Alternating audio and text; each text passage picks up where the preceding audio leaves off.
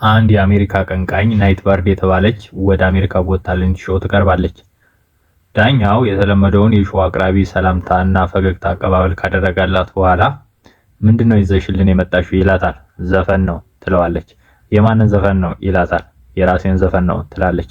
ግጥሙስ የማን ነው ይላታል። የራሴ ነው ትለዋለች። ኦ እስኪ ርዕሱ ምንድነው ይላታል። ኢትስ ኦኬ የሚል ነው ትለዋለች። ይህን ርዕስ ያለው ሜሎዲ ለመስራት ምን አነሳሳሽ ይላታል። የተሰራጨ ካንሰር አለብኝ የመትረፍ እድሌ 3% ብቻ ነው እና ከዛ ጋር የተያያዘ ነው ትለዋለች። ኦ ሶሪ ኢትስ ኖት ኦኬ ይላታል። ኖ ኢትስ ኦኬ ትለዋለች። ዋይ ኢትስ ኦኬ ሰፈሪንግ ኢን ካንሰር ይላታል። ኢትስ ኦኬ ቱ ሰፈር ኢት ኢዝ ፓርት ኦፍ ኤቭሪ ማንካይንድ ላይፍ ትለዋለች።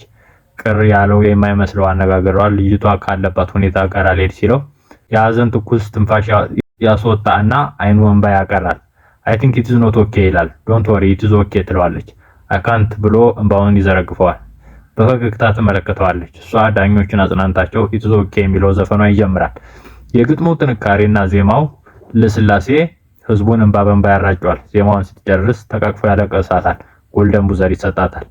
አንዳንዴ አይደለም በዚህ ደረጃ ተፈትነን ቀርቶ ትንሽ ነገር ስትጎልብን ማለቃቀስን እንመርጣለን። ሰፈሪንግ በህይወታችን አይቀሬ እንደሆነ ስናስብ እና እሱን በጸጋ ተቀብለ ለመኖር ብንወስን ግን ህይወት እንደገለባ ቀሎን ወደ ፍጻሜያችን እንደርሳለን። ሰፈሪንግ is part of every mankind and it is okay to be suffer